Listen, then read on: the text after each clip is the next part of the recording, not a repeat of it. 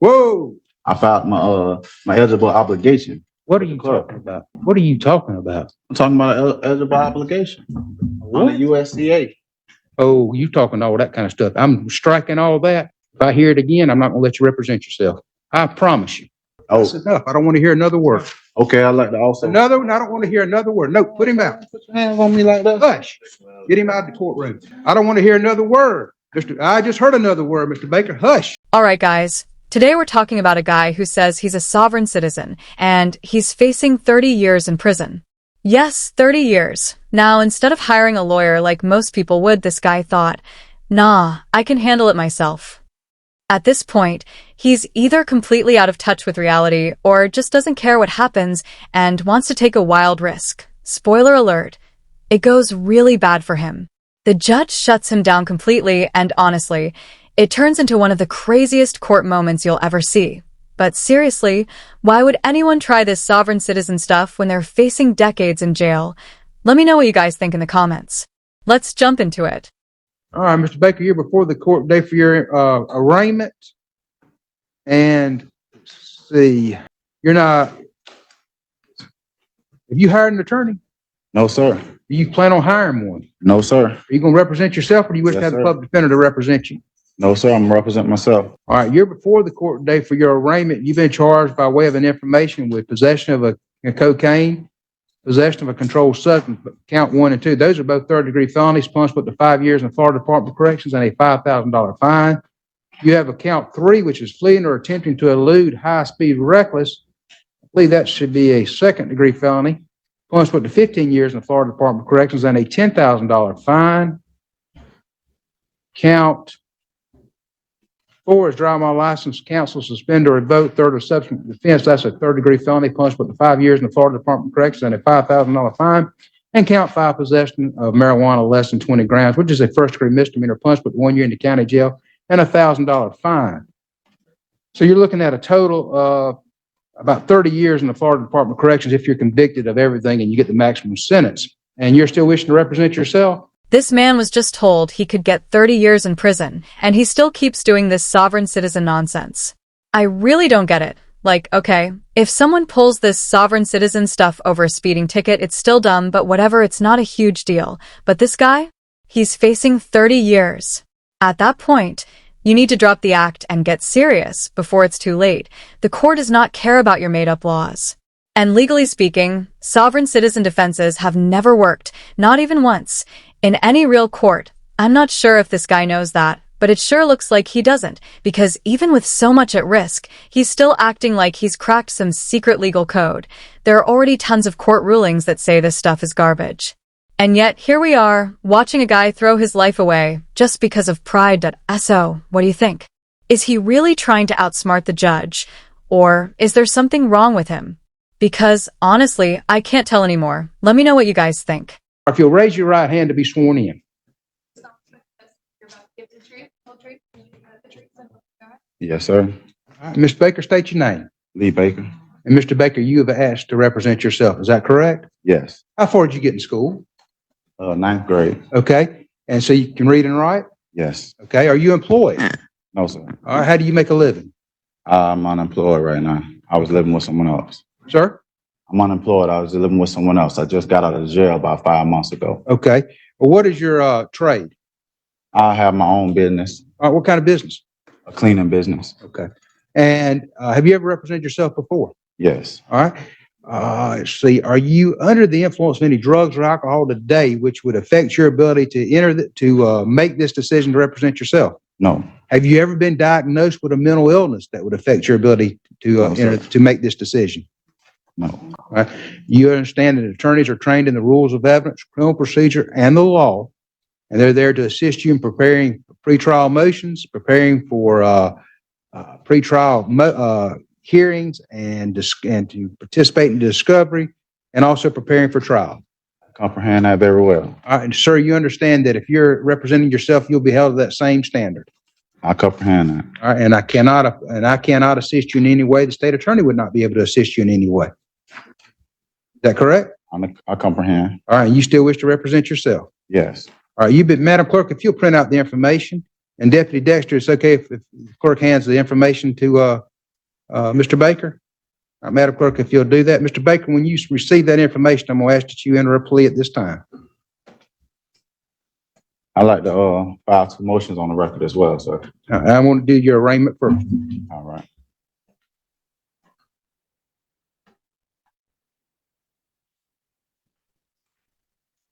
All right, whenever you're ready, you'll let me know and you enter your plea.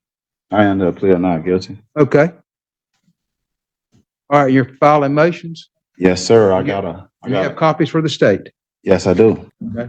I got a declaratory judgment, and I want to furnish this bond to the clerk You can file it. Go ahead. for my release from the Bay County Jail today. Okay. That's the declaratory judgment. That's for the clerk only. Now you're providing a copy of the state, everything you've given the clerk. The bond, I shouldn't have to give the bond. The bond goes straight to the clerk. Anything you file that you want me to consider, you have to provide a copy to the state, sir. That's you're representing yourself. You have to know those rules. If you don't, you're going to mess up. I understand that. If you're not providing to the state, I'm not going to consider it. Okay. And the clerk doesn't make any determinations on that. All the clerk determines is whether you're indigent or not. I'm not talking about the bond for the declaratory judgment. I'm talking about the bond for the clerk to release me today. I filed my eligible obligation. What are you talking about? Sir? What are you talking about? I'm talking about eligible obligation on the USCA. Oh, you talking all that kind of stuff. I'm striking all that. And if I hear it again, I'm not going to let you represent yourself. I promise you. So, this guy just mentioned USCA, which stands for United States Code Annotated. It's basically the regular set of US laws, but with extra notes and explanations added by legal publishers. But let's be honest, this guy probably has no idea what it actually means. People like him love to throw around big legal words like it's some kind of cheat code. They think if they say the right combination of legal terms, the judge will just be like, "Oh, wow, you got me. You're free to go." Spoiler alert, that's not how the law works. And then there's this whole eligible obligation thing. It's just another made-up idea. They believe things like debts or even criminal charges can be erased, kind of like ignoring a parking ticket. But judges have ruled many times that this is all nonsense. Still, here he is, acting like he's figured out some secret legal loophole. What do you think? Does he really believe all this stuff? Or is he just trying to confuse the judge on purpose? He's already entered a not guilty plea. We'll set this for a pre-trial. We'll set it for a... Don't ask me any questions like that, sir. I'm not answering any questions. If you want to file a motion, file your motion. We'll set it for our December... When's that motion day in December? December 19th. December 19th at 9 o'clock. Sir, you may... If you're going to do the sovereign citizen and all that, you may want to consider having the attorney... I'm a private citizen, sir. I'm not a sovereign citizen. I'm a private citizen. Listen to me. If you're going to pursue that, you may want to reconsider representing yourself. No, sir. But I'm not going to pay attention to any of that. And I'm going to strike all that. Okay. So we'll see you December 19th at 9 o'clock. It's no problem. That's enough. I don't want to hear another word. Okay. I'd like to also. Another one? I don't want to hear another word. No, put him out. Put your hands on me like that. Hush. Get him out of the courtroom. I don't want to hear another word.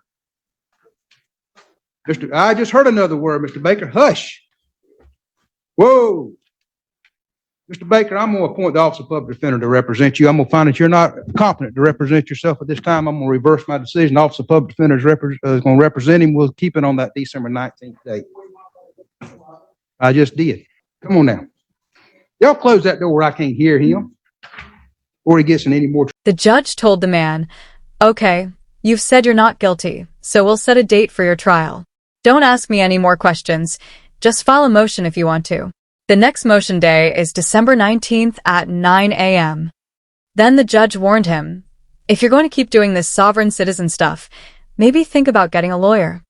The man replied, "I'm not a sovereign citizen. I'm a private citizen." The judge tried again. "Listen, if you're going to go down this road, you should really think twice about representing yourself." The man refused again. So the judge said, "I'm not listening to any more of this. I'm removing all that nonsense from the record. We'll see you December 19th at 9 o'clock. That's it. I don't want to hear another word. But the man kept talking. The judge got angry and said, "Take him out of the courtroom." Even while leaving, the man kept yelling. The judge said, "Mr. Baker, stop talking. I'm assigning you a public defender because you clearly can't represent yourself. That's final. We're still on for December 19th. Then the judge told the officers to close the door so they couldn't hear him anymore and he wouldn't get into more trouble. Honestly, I think the judge did this guy a favor. Some people might say the judge was too strict, but what else could he do? Just sit there while this man talks about his fake legal theories and confuses everyone in the courtroom. No, the judge basically said, "Okay, if you won't act normal, we'll get you someone who knows the law." To be honest, we need more judges like this. Don't let people waste the court's time. Just kick them out, give them a lawyer, and move on. These sovereign citizens think they've found secret legal tricks on Google and Reddit. But if they spent even 5 more minutes researching, they'd learn that no sovereign citizen has ever won in court. Not once at SO. What do you think? Did the judge handle it the right way? Or should he have let this guy keep embarrassing himself? I know some folks say these judges are too harsh in my videos, but come on, this man is facing 30 years in prison. At some point, you have to ask, are you trying to win your case, or are you just speed-running your way into a prison cell? Either way, props to the judge for giving him a chance to stop and think. But honestly, I bet this guy is just going to double down and keep pretending he's a lawyer. Let me know in the comments if you liked this courtroom moment. Don't forget to like and subscribe if you want more videos like this. And thanks so much for watching. Take care, everyone.